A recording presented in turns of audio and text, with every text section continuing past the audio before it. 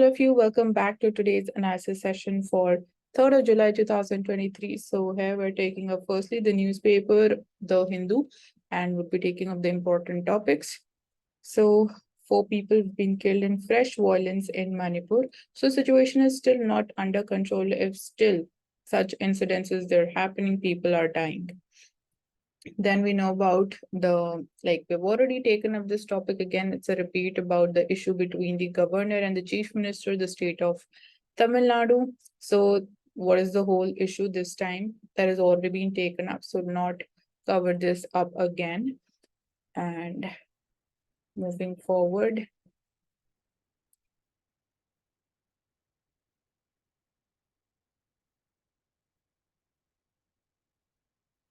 Humidity touches a high of 92%, but rain eludes the capital. So you can find out about the basics of humidity. So from the perspective of geography, you can find out more about it.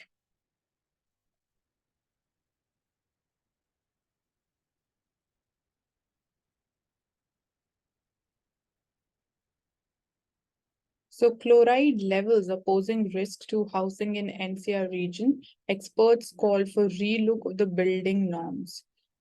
So again, this can be taken up as a case study. So high chloride levels in water, it may lead to corrosion of the reinforced steel in concrete structures. So following proper building norms and then obviously taking this thing into account in order to ensure the safety of the buildings is very important.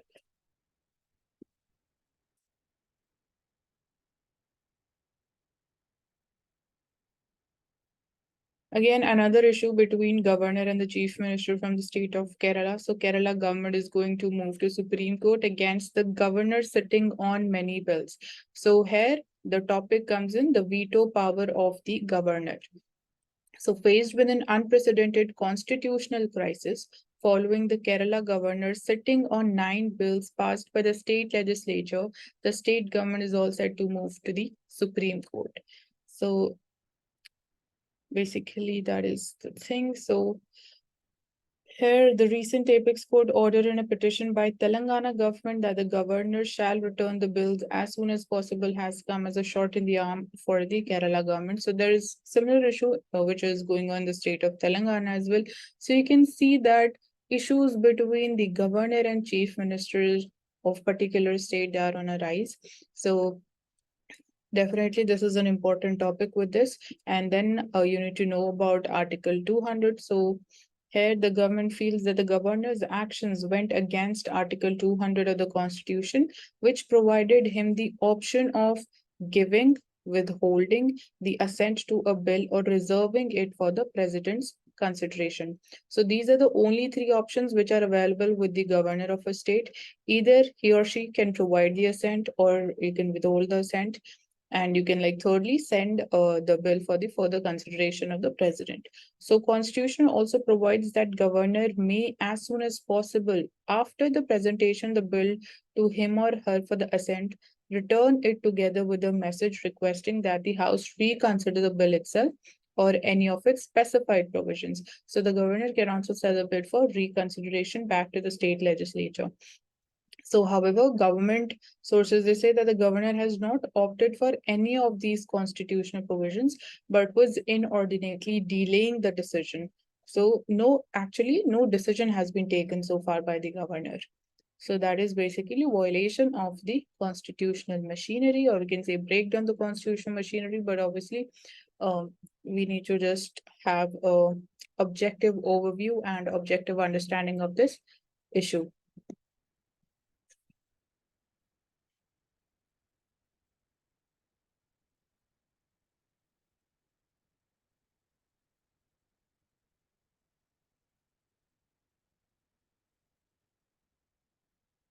Coming to the editorial page, so here. So a case of unchecked power to restrict electronic free speech. So here we see that on 30th of June, the Karnataka High Court dismissed the Twitter's challenge to the issuance of blocking orders by the Ministry of Electronics and Information Technology in connection with the taking down of the Twitter accounts and specific tweets. So High Court admonished Twitter for not complying with the orders and also imposed a fine of rupees 50 lakhs. So judgment undermines the right to free speech and expression and also paves the way for the state to exercise unchecked power while taking down content without following the established procedure. So we need to understand what actually is the established procedure that needs to be complied with. And it also exhibits a new trend to hinder the digital rights and the exercise of the free speech on the grounds of dissemination of the false speech. So that is the ground on the basis of which this decision was taken up. So ignorance of the procedural safeguards which exist in the Section 69A of the Information Technology Act. So it empowers the state to issue the blocking orders in cases of emergency on the grounds like sovereignty, integrity of India, defense of India, security of the state, friendly relations with the foreign states, public order, or for preventing incitement to the commission of any cognizable offense relating to the above. So these are some reasonable restrictions, but the power lies with the state. So that is the thing. And this provision's constitutionality that was challenged in this Shreya single case. So it's an important case which in which basically Supreme Court it upheld the validity of Section 69A and the blocking rules after observing that sufficient procedural safeguards they were embedded, like the provision of recording a reasoned order and then providing notice to the intermediary and the originator whose content was sought to be blocked. But the Karnataka High Court, it has held that observations in this Shreya single case cannot be construed to mean providing notice to the users for the content, and that even if the reasons they are recorded in writing, they may not be conveyed to the user. So this runs contrary to the judicial precedent also. So in absence of procedural safeguards, the restrictions that are to be imposed on free speech, they can be implemented without any oversight or without giving any recourse to the affected entity to challenge them. Further, the High Court it has also acknowledged that blocking orders they affect the rights of the users. It held that the state could exercise its discretion to hear the users and that issuance of notice under Rule 8 was not mandatory.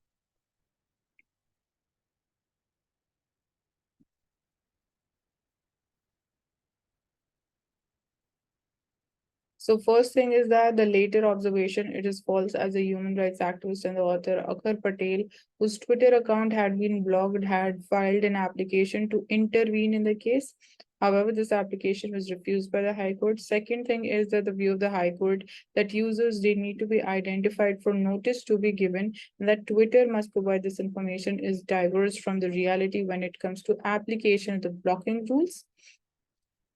So that is things. So when we talk about free speech and the chilling effect, so reasonable restrictions on the fundamental rights to freedom of speech can only be instituted on the basis of 8 specifically enumerated grounds under Article 19, Clause 2 of the Constitution. So Supreme Court had clarified in the Shreya single case as well that blocking under Section 69A and the blocking rules, they must conform to those grounds only. So here we just had a look at what are the reasonable restrictions. So you can just go through them once again. And yes, they are very, very important. But the High Court's reproduction of the certain portions of blocking orders in its judgment reveals that one of the reasons was that the content should lead to the spread of the fake news and misinformation, which had the potential to disturb the public order and threaten the security of the state. So it had the potential. Basically, that was just we can say, an assumption or an expectation or a forecast, but that has not actually happened. And there is no such reasonable restriction, which is mentioned in Article 19, Clause 2. So misinformation and fake news, they are not grounds under which free speech, they can be restricted under Article 19 and Section 69A of the IT Act. So Supreme Court has repeatedly held that for speech to be prejudicial to maintenance of public order, there must be a direct link between the speech and the potential threat to the public order. So that is the whole issue here. And I hope that things are also clear, because here we took up Article 19 and then Section 69A of the IT Act, and understood what are the reasonable restrictions on the basis of which the free speech or the right to freedom of speech and expression, it can be curbed.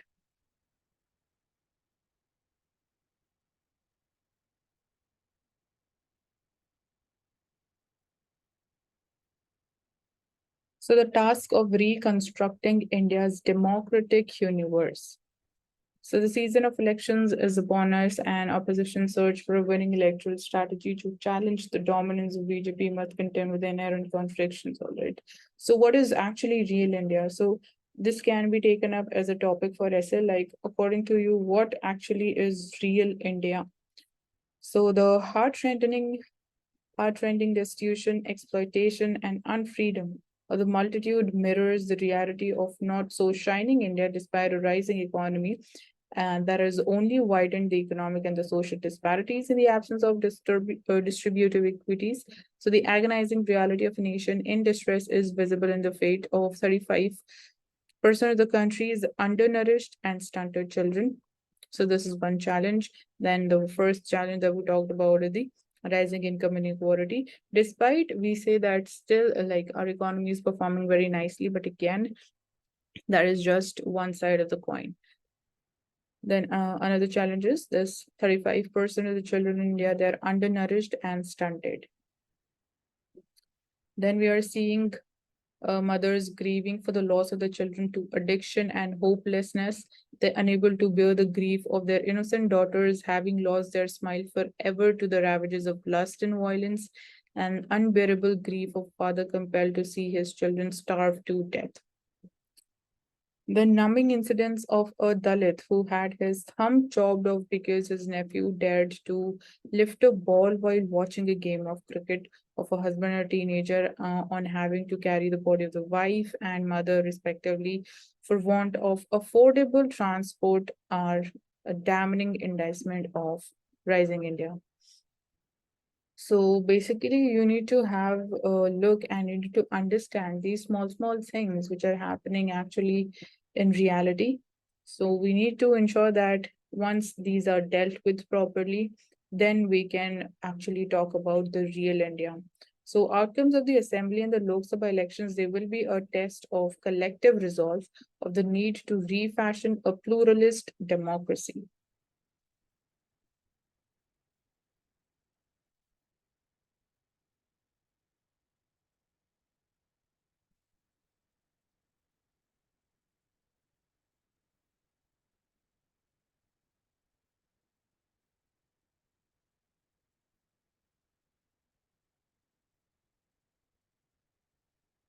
So the calm after the storm for Pakistan, what has been significant changes across Pakistan's political, military, and economic sectors? Has the aid from IMF fund come through or not? What is the future hold for the former Pakistan Prime Minister Imran Khan? Is the neighboring country's crisis over or not? So we'll be understanding these different dimensions. So what was legislative development? So during the last week of June, Parliament passed the Elections Act 2023, providing Election Commission of Pakistan the sole responsibility of deciding when to conduct the elections. So that's one thing.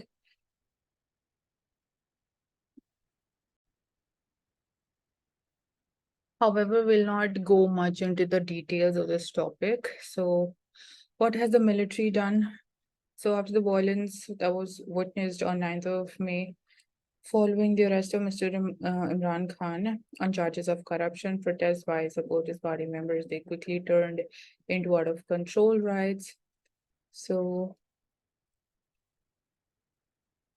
we saw that since the violence establishment has taken direct action besides the covert pressure and formation of military codes to punish the perpetrators of 9th of May incident has been one part of the story. So other part is the systematic covert targeting of the PTI leaders who were a part of the Imran Khan's close circuit and his cabinet.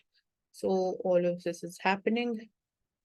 So recently we saw that IMF, it has also agreed to help Pakistan, and some amount has already been disbursed to Pakistan.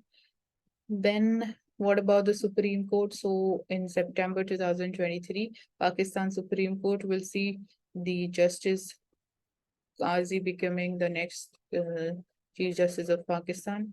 So he will replace the present CJP, whose term has been highly controversial vis-a-vis his suo motu cases, actions against the present government, and also his decisions within the judiciary. So is the crisis over for Pakistan or not? So not yet. And when we talk about the political front, so the fall of the PTI chairman may provide temporary relief to the ruling PDM. The reasons behind his fall show the larger political problems plaguing Pakistan. And then obviously we know about the economic crisis. So it has succeeded in getting IMF aid, but the larger issues that remains, like the need for macroeconomic reforms, which is important in order to bring in the stability, and then the prevailing narrow tax base. So Pakistan has been forced by IMF to make the adjustments. The change has to come from within. So Pakistan has received temporary relief in both economic and political aspects, but only symptoms they have been addressed. So the causes, it still remains unaddressed, and the underlying causes, they remain unresolved. So why has the IMF's view on crypto market in Latin America changed? So what was the initial stance of IMF fund on the cryptos? Why is Latin America's crypto market important, and how has El Salvador's adoption of Bitcoin panned out? Then what are the blockchain-based central bank digital currency? So these are some new developments which are important for us to understand. So here on 22nd June, we saw IMF, it issued a statement on the use of cryptos in the Latin American and Caribbean market, and about the rising interest in the blockchain-based central bank digital currencies. So the Global Monetary Authority ended its statement noticing that a ban on crypto may not be effective in the long run in the region, and international organizations' change in stance on crypto in Latin American market has raised eyebrows everywhere. So basically, IMF is saying that completely banning cryptos is not the permanent solution to the issues which are emerging out of cryptocurrency usage. So why is Latin America's crypto economy so significant? So Latin America, when you're talking about it, so it includes countries like Argentina, Chile, Colombia. They have experienced devaluation of their currency against the US dollar. So to preserve the value of their savings, some residents, they have explored converting their funds to US dollars. However, there are some legal restrictions then, and others, they have chosen to convert their assets to stable coin, that is the cryptocurrencies, designed to reflect the value of the fiat currencies like US dollar. So that is basically the course of action that has been adopted by people after the devaluation of the domestic currency. So separately, a number of central banks in Latin American market, they are considering the CBDCs, meaning that more people would soon be exposed to blockchain-based infrastructure. So you need to know about how blockchain-based infrastructure or blockchain technology, that's important, how it is different from the conventional technology, how it can help us. So that is one part. So how did the IMF react to the El Salvador's Bitcoin adoption? So IMF said that it was against El Salvador's move, citing the fiscal risk and the consumer protection issues. So according to its statement, IMF executive directors urged the authorities to narrow the scope of the Bitcoin law by removing Bitcoin's legal tender status. So they have like issued, or they've accepted Bitcoin as legal tender, but have understanding what is the stand of IMF. So it is saying that you need to narrow down the scope of Bitcoin initially. So they were further concerned by the Buckley's Bitcoin backed bonds idea also. So we see that while few countries have completely banned the crypto assets, given the risk, so this approach may not be effective in the long run, although. So Caribbean region should improve the financial infrastructure and lack of support which drove users to crypto in the first place. So the post also called for the regulation of the cryptos and recording crypto transactions for the transparency. So the regulated use is much more important, which can help in solving out things rather than completely banning their usage. So what is actually difference between crypto and a CBDC? So crypto and CBDCs, they're both blockchain-based technology, digital currencies. However, cryptos, they are generally run by the private companies or individuals. CBDC is controlled and tracked by countries' central bank, and it corresponds to that of the country's fiat currency. So Bitcoin's price, it may vary by hundreds or even thousands of dollars in a short period of time. But on the other hand, when you talk about CBDC, which is issued by a central bank, it would ideally be worth as much as its physical counterpart. So that is the domestic currency. So investors, they often buy large quantities of Bitcoin or other cryptos and hold them in the hope of making a profit, but it does not make sense in case of CBDCs as they are not meant to be investment vehicles. So if you want to go ahead with investment, then cryptos are the best option when we are like here comparing between cryptos and CBDCs. So China's government, meanwhile, it has also energetically promoted its digital renminbi, and even India is also, we have talked about this before as well about our central bank digital currency. So transactions with its CBDC, they have already crossed $13.9 billion last year. So China, it has, however, banned the crypto mining and unregulated virtual assets in the country.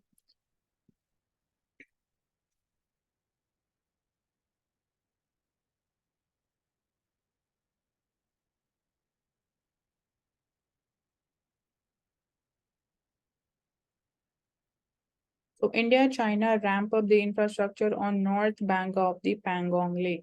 So India is building a black-topped road on the north bank, and China is building a bridge across the glacial lake, both await 19th round of Corps Commander level talks to find a resolution to the dispute.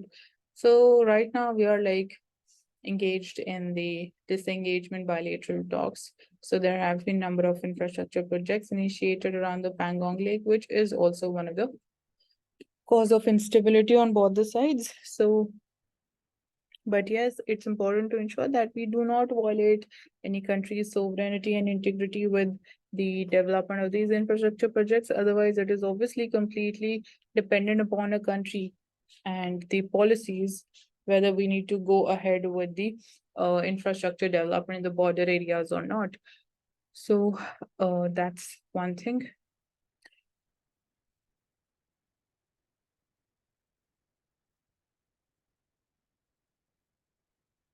So the member of parliaments on standing committee, they've given paper that says that UCC is not necessary or desirable.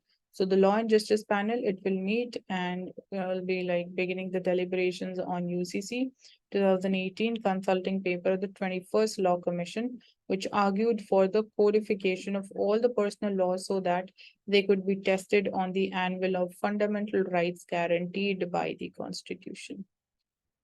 So here we have comment by Jairam Ramesh. So it represents government's desperation for legitimate justification of its agenda of polarization and diversion from its glaring failures. Obviously, this is more political.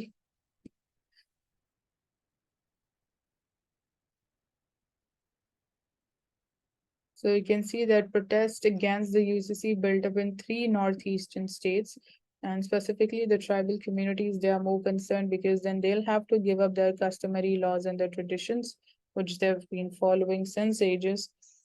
So if they have to implement UCC, it has to be first explained to every citizen of the country before obviously coming up with proper structure of UCC, how it would be about, and implement UCC through consensus.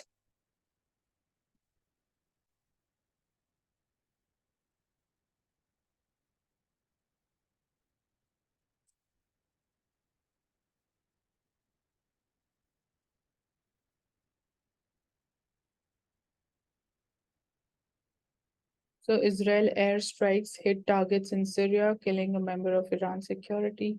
So we know about the situation is unstable when we talk about this region, Israel, Palestine, Syria. The geography of this region is very important. Gaza City, Hamas gets the Gaza residents posed with weapons for the first time. Washington, Biden will travel to UK and NATO's for the UK for the NATO summit in Finland. So that's their fifth night of rioting passes in France amid signs of subsiding violence.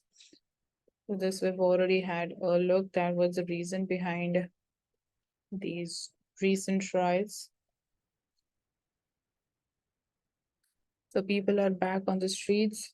So this is an aerial picture which shows the Israeli demonstrators raising banners and waving flags during a rally in Tel Aviv. So it's in Turkey to protest the Israeli government's judicial overhaul plan.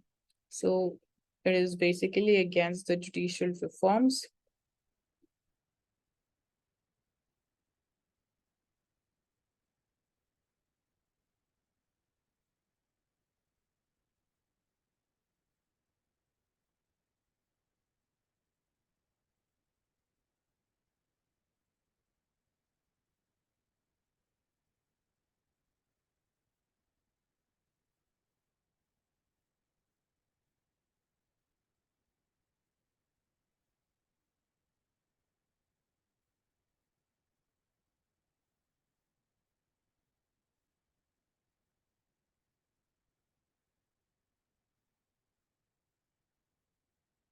So on the sports page, I often look for some case studies which can help us in ethics papers. So here we have one which is related to hockey. So focus on building a strong structure and the financial assistance.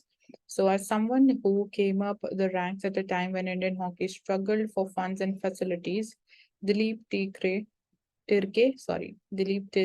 Turkish knows the importance of financial support. So, unsurprisingly, grassroots development in it is the Hockey India president's biggest personal dream. So, while the federation it started a grassroots development committee, so it is now also begin financial assistance to states and districts. So strong structure, we need that. Getting things in order at the bottom is very important to build a strong structure.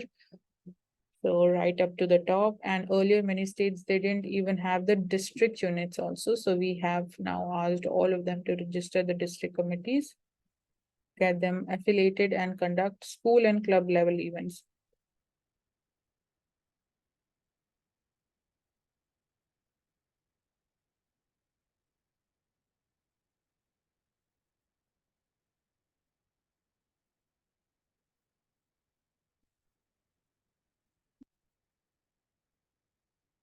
So as we've already seen that HDFC and HDFC Bank, they've finally been merged.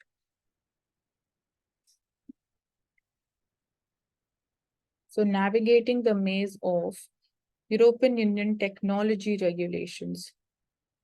So here we're understanding that it is the fifth notable technology legislation in a continent that has earned a reputation as one of the strongest regulators of big tech in the world. So what is this new European Union Data Act aimed at? So the Data Act, it was first proposed in February last year as a way to determine how data generated from the personal gadgets and public technology infrastructure, it should be accessed and handled by the companies. So the act, it seeks to prevent the big tech companies from collecting personal data of the users and treating them as the firm's personal intellectual property. So that is the main thing, and it will also allow individuals and the small businesses to choose who can handle their personal and non-personal data. So individuals, they would be having this right and the power, and an individual can ask a firm to move his or her data to another firm, but this can lead to rival firms gaining trade secrets. And then it is obviously it is related to other data laws as well. So it is aimed at many aspects of regulating the big tech. So the Data Act is similar to the Data Governance Act. which seeks to increase the trusted cross-industry data sharing and compliance mechanisms. Then other regulations which exist are Digital Markets Act. They seek to regulate the way the big tech firms they create closed ecosystems of operations and acquisitions. And the most popular, the General Data Protection Regulation, which is a landmark personal data law. It has shaped much of the global tech regulations.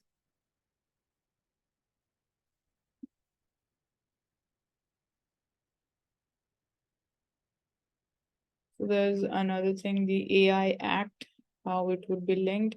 So will India's data law be influenced by European Unions or not? So India wants to regulate the personal and the non-personal data separately. So it wants to define an umbrella tech regulation and then form multiple sub-regulations for various sectors.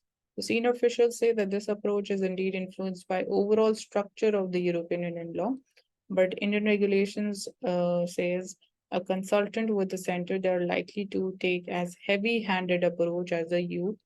So instead, the government might take an ex ante approach, leaving room for the future adjustments in line with how technologies they are developing. Obviously, we'll have to look at the things because technology is evolving and it will evolve in future as well. So our laws will have to be amended accordingly. So that's another thing. But even the government is saying that they would be also going ahead with a heavy-handed approach against the big tech companies or when we talk about the data safety. So the quote of the day is, we are evaluating the voluntary carbon credits market. There are about 26 million voluntary carbon credits available in India as of today, which can be monetized. So when we talk about carbon neutrality, zero emissions, shift to green energy transition.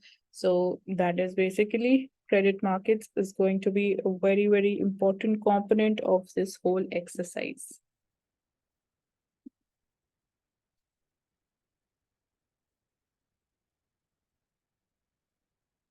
So the diabetes and anxiety drugs to cost less as the price caps they set in.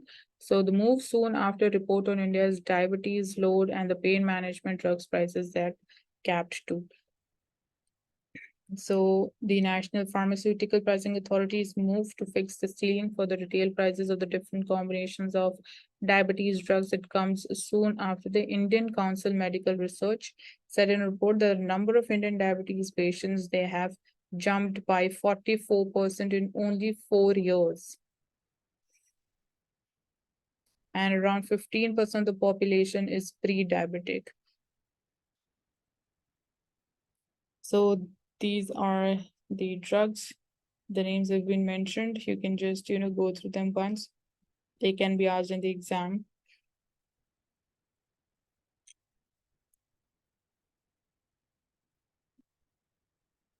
So CSR plans, they should be self-sustaining.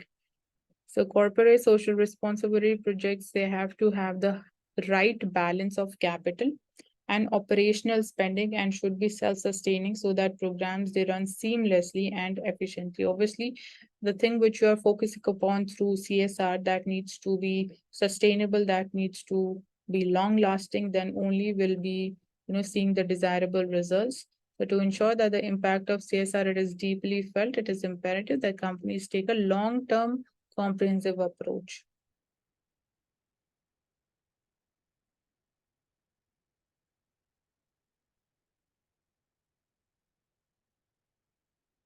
But then again, we are again seeing here regional disparity that over 44% of the CSR funds they went to just 10 of the states.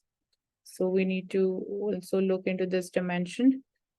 This was for the financial year 2020-21.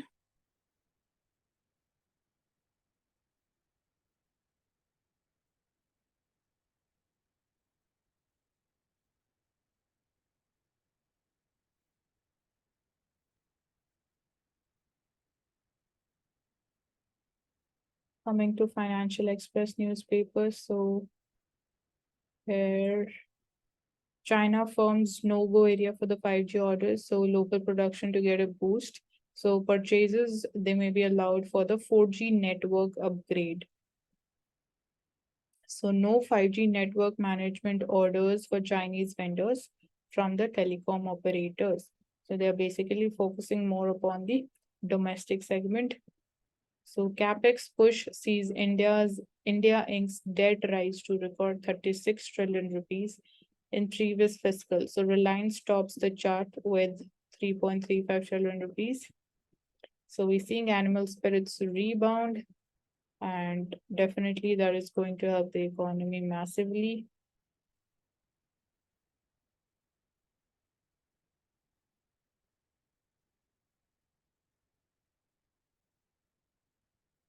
So we are also seeing that the rural demand is also recovering. So Kiranas, they see their sales uptick. So Kirana stores that we have, the traditional mom and pop shops, so they're seeing that their sales are rising. So it is an indicator to the recovery of the rural demand, which had been subdued over a long period of time. And that was again a concern for us, because as we say that the Indian economy is consumption-based economy. So it's important that the consumption demand needs to grow.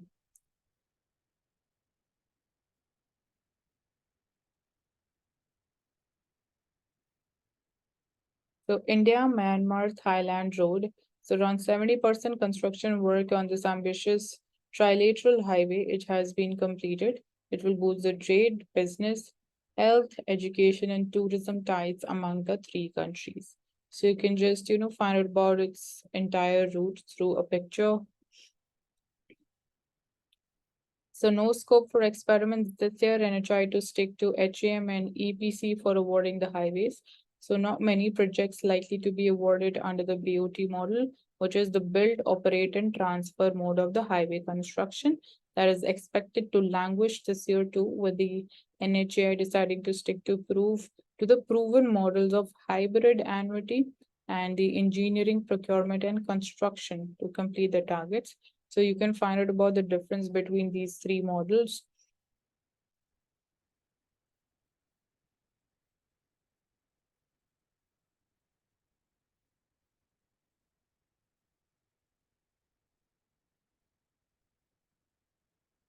So there are over 12,000 fake entities in GST. CBIC is planning biometric authentication to catch them and them, from prevent such incidences in future. So we have been using OTP based authentication. Now we are going to go in for the biometric authentication also, and which would mean that in the suspicious cases, persons, they will be asked to go to an Aadhaar center to have their biometrics verified.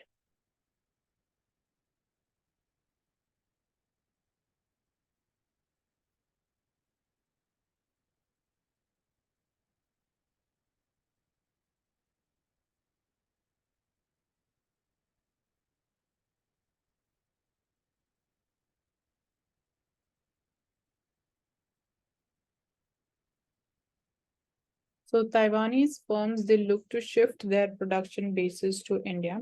So aim is to decouple the global supply chain from Beijing.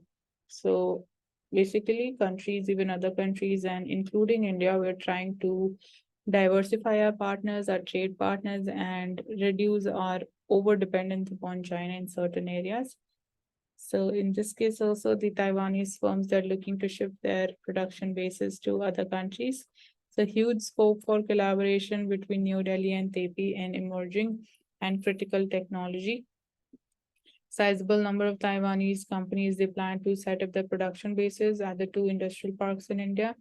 Taiwan it produces over 70% of world's semiconductors and 90% of the most advanced chips. So this China plus one strategy, it aims at encouraging businesses to expand their operations out of China while maintaining their presence in the country. So that is China plus one strategy. Basically, you're not completely dependent or reliant upon China.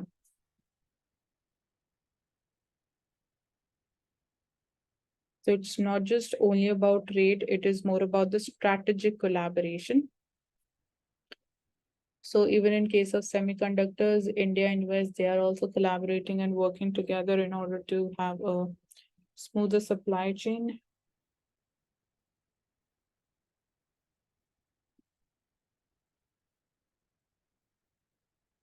coming to Indian Express newspaper. So let's see what are the topics which we have not taken up so far today.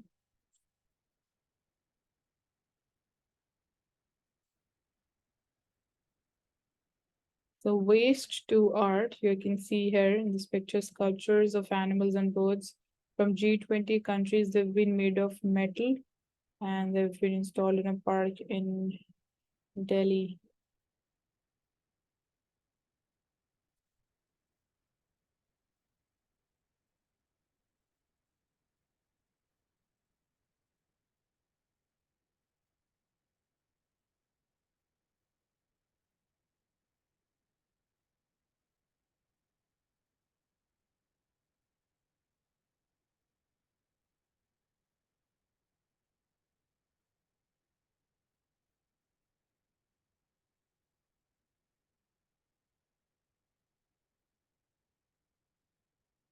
So this article is talking in detail about the issue between governor and chief ministers. So governor is to be a vice counselor to the CM, which did not happen in Tamil Nadu. So we have already discussed this issue, whether it is in Tamil Nadu, in Kerala, or in Telangana. Even it was there witnessed in the state of Maharashtra also. So when a respected figure is appointed as a governor, he comes with some positive capital of respect. So when the person conducts herself with moderation and restraint, keeps above the fray of politics, does not court controversy, and preserves the dignity of the office, that initial respect gets enhanced and becomes a reservoir of trust. So governor becomes what he is supposed to be, a wise counselor whose words of advice and caution, even on matters outside his legal kin, they will ordinarily be heeded by a chief minister. So that's kind of a general explanation. So here we've already understood the Supreme Court case of Shreya Singhal case. Here we have also seen the SR Bomai case and the Shivraj Singh Chauhan case of 2020. So the law is that in this and other matters, the governor must act on the aid and advice of council of ministers. So the governor cannot take independent decisions at his or her discretion. So we've discussed about Article 200 of the Constitution also. Yesterday also we took up this topic, so it's very important. So a bigger BRICS, including more countries into BRICS, obviously it will lead to the change in the name as well. So here, this is one new dimension in talk with the BRICS summit. So this is basically the new area of discussion, whether more countries need to be made a part of BRICS or not. So expansion of the grouping is in the offing. Challenge for the founder member is to ensure it does not become a Chinese bandwagon. So right now, BRICS, it represents 40% of the world's population, 23% of the global GDP, and has sometimes been explained as triggered by FOMO, that is fear of missing out.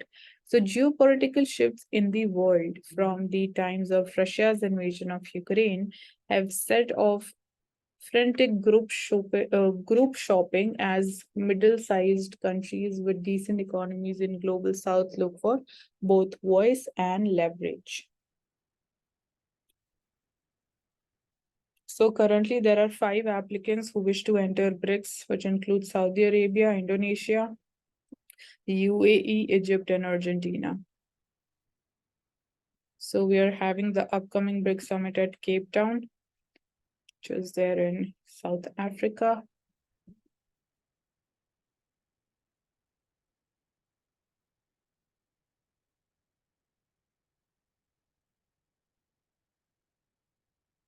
So here you can see IBSA is also mentioned.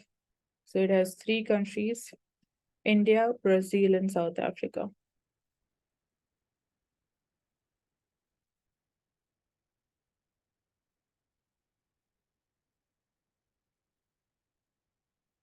So no leapfrogging in sight. Indian economy size is about that of China in 2007. But without a spur to manufacturing, India will be hard pressed to follow the China's growth trajectory. So in some ways, the India of today is similar to that of China of 2007. So when we talk about the Indian economy, it has recently crossed $3.5 trillion in size. IMF expects it to exceed $3.7 trillion this year. And China then it had a per capita income of around $2,700, while IMF expects India's per capita income to rise to around $2,600 this year. So we often compare the growth performance, the economic growth performance of China and India. So again, here we're seeing a little bit that element. So though there are like other areas of similarity, more profound are the points of divergence. So these have implications for India's growth trajectory. So the first thing is the underlying drivers of the growth in the two countries, they are different. So in China, we saw the meteoric rise. It has been driven by investments and the exports. And when we talk about India's, so in India, in basically here it is all talking about. So we fell to like around 29% the investment momentum that tapered off. So while there are some signs of activity picking up in few sectors after this almost decade-long slowdown induced by the twin balance sheet problem, how like basically when we talk about this issue, so that is we're talking about balance sheets of the banks and the corporate sector. So few days back we saw the RBI governor speaking about the twin balance sheet advantage now that India is gaining. So that's there. So in case of exports also, India's exports of goods and services, they've surpassed $770 billion, while imports were around $890 billion. So in 2007, when China's economy was of comparable size, the country's exports had crossed $1.2 trillion, and that was driven by exports of goods and not the services. But in case of India, we are seeing that it is the services exports which gives us some kind of, strength to our export sector. Then we saw China's emergence as the epicenter of the global supply chains over the decades. It has been facilitated in part by the lowering of the tariffs. So the tariff rate was reduced by China, and China's exports have averaged about 24% of GDP between 2007 and 2021. And India's exports they have averaged around 21% over the same period.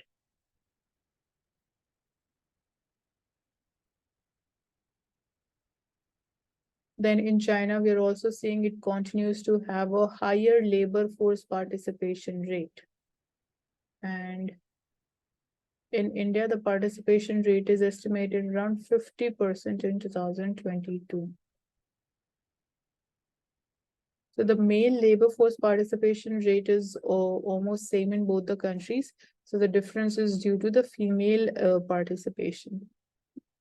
So in China, it stood at 66%, but in India, it has declined to 61%.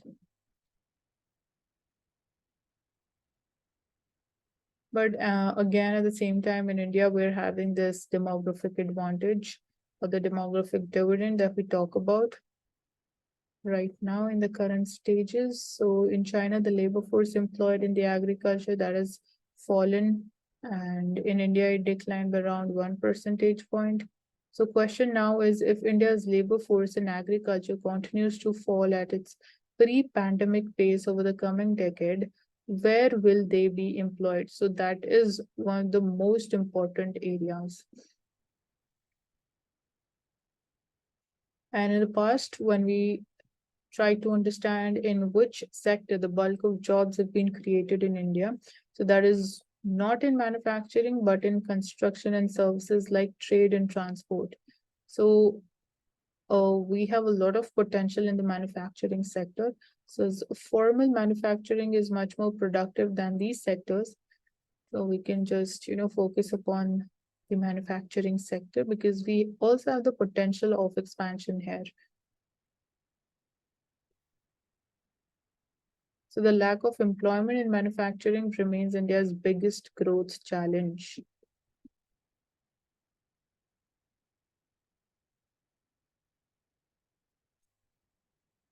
So universe's background hum has been detected. What messages it holds for us? So scientists last week said that they have found evidence to suggest that the universe was humming with low frequency gravitational waves. So ripples in the fabric of space-time created by huge objects moving around, colliding and merging with each other. And they've been predicted by Albert Einstein more than 100 years ago. So it's really the first time that we have evidence of this large-scale motion of everything in the universe. So gravitational waves, they were first detected in 2015 using the LIGO detectors, but those were high frequency waves which were produced by merger of two relatively small black holes. And all detections of gravitational waves since at least nine, they have been of the same nature. So what is different this time? So events like the ones whose gravitational waves they had been detected happen in the universe all the time. In fact, black holes of much larger sizes, millions of times bigger than our sun, they merge regularly. So there are other events also happening simultaneously, even the simple motion of very large objects that produce gravitational waves. As such, scientists also believe that the Einstein's general theory of relativity it predicts it that the universe must be filled with gravitational waves from different events and that space-time could be experiencing their combined effects. So this is exactly what is the latest experiment it has also established. So now we are basically having the evidence of it. So gravitational waves from several different sources, they form continuous background in universe and scientists have called it as a background hum. So since these waves, there are distortions in the space-time itself, everything lying in space-time is affected by it. So that is basically an impression of it, of the gravitational waves generated by binary neutron stars.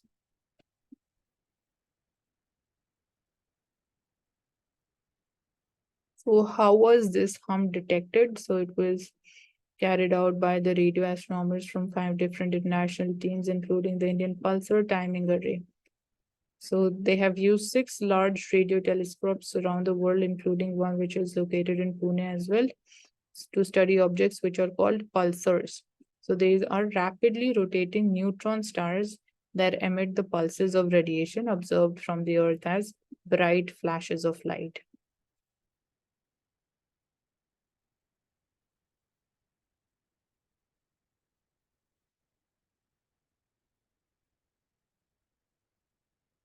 So understanding in more detail what are gravitational waves. So we know about the well-known theory of gravitation of Isaac Newton postulated that every celestial body exerts an attractive force on every other. So that is the gravitational force. And the force being proportional to the masses of the two bodies and inversely proportional to the square of the distance between them. So Newton's gravitational law described the motion of heavenly bodies with amazing accuracy, but the law had some deficiencies. So the mathematically it was accurate, but it does not say why the two bodies they're attracted to each other. So the second deficiency it came to the fore after Einstein in 1905 showed that nothing could travel faster than the speed of light. The gravitational force between two bodies seemed to be propagating instantaneously. So both these deficiencies they were addressed by Einstein in his general theory of relativity, and he had already shown earlier that space and time they were not independent entities, but they had to be woven together as space time. So it has 3 dimensions: the height, width, and the depth, and one dimension of time combined into a single 4-dimensional continuum.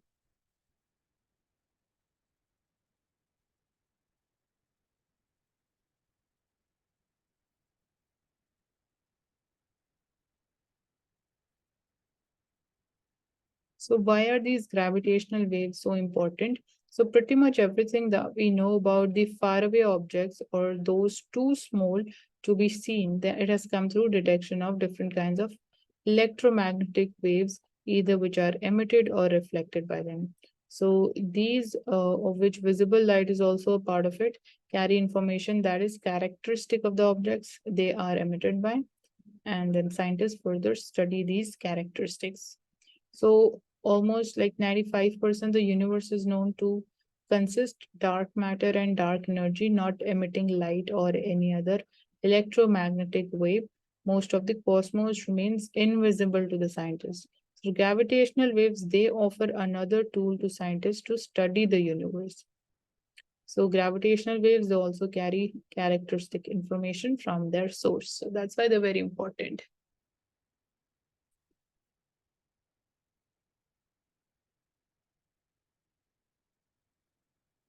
So that's all for today. Thank you so much for joining us in today's analysis session. And I hope the important topics that we took up today, they are clear to you. And you can find out more about the questions that were raised in the session today. So do subscribe to the channel if you haven't, and also hit the like button for this video.